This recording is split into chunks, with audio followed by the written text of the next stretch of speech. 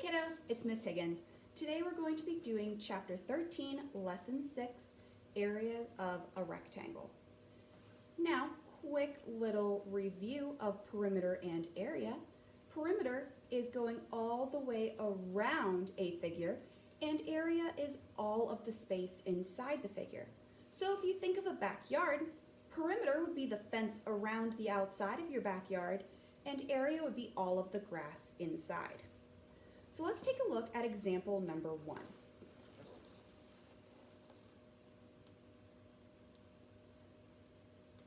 A park manager is building a small rectangular playground.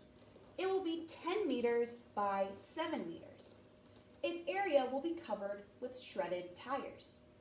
What is the area of the playground that will be covered with shredded tires? So we are going to be figuring out how much we need to fill up this figure. So our first way that we can do it is to tile the rectangle. So we tile the rectangle in unit squares. It is 10 unit squares long and 7 unit squares wide. And each unit square in this case represents 1 square meter because the unit we have for this problem is in meters. So we're going to measure it in square meters instead of just square units. So now that we have the rectangle tiled, we can count all of them, which would take a while with how many squares we have here. So instead, I'm going to skip count by tens since they're already in groups of 10.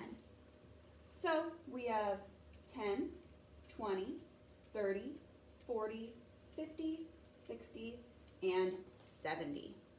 If you want to count each individual square, you can go ahead just to make sure that you believe me, but 70 is going to be our correct answer. So there are 70 unit squares in this rectangle.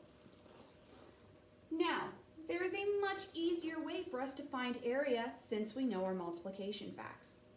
So we can just multiply the length and the width. So we know that it is 10 meters long and 7 meters wide. So all we have to do is take 10 meters times 7 meters. And we know that 10 times 7 equals 70. Just like we had up top. I'm going to move this down just a little so we can see the bottom part. Now, when we did our 10 times 7, we can take a look back at this tiled rectangle and realize that it looks so similar to a multiplication array. So it works the same way. Now, since area is measured in square units, like we talked earlier, we are going to say square meters. So the area of the playground is 70 square meters. And if we want to check our work, like I did earlier, we can skip count by tens and do that repeated addition. So we have 10 plus 10 plus 10 plus 10 plus 10 plus 10 plus 10 to give us that 70 as a double check. Now we're going to turn the page.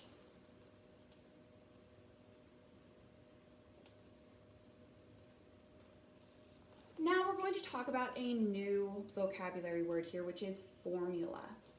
So a formula is an equation that shows the relationship between two or more quantities. A formula uses letters to represent the quantities. You use a formula to find the area of a rectangle.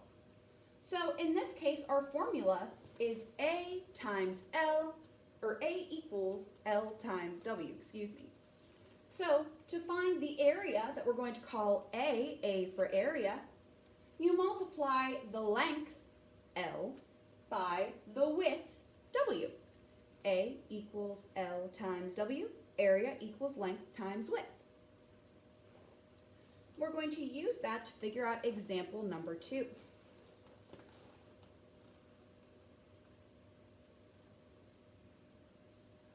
So we're going to find the area of this rectangle they've given us. So we're going to take another look at our formula over here. A equals L times W. Since we don't know the area, the A is going to stay the same all the way down till we find our answer, because A will be our answer. So we need the length and the width. In this case, we have 9 feet and 5 feet as our length and width. And by looking at this feet, we know that our answer is going to be in square feet this time. So we can put in the 9 times 5 as our L times W, length times width, and we know that 9 times 5 is 45. So the area of this rectangle is 45 square feet. Let's take a look at our guided practice.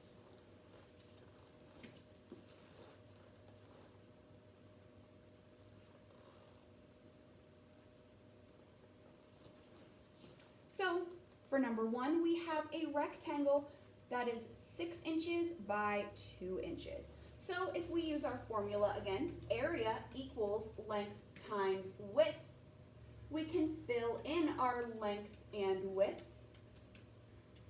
and know that our area is going to equal 12 square inches, because inches is our unit. Now for number 2, we're going to use that formula again. Area equals length times width. So area would equal 3 times 3. So our area is going to be 9 square meters this time, because that M stands for meters. All right, kiddos, go ahead and do that independent practice and your homework, and I hope you have a wonderful day.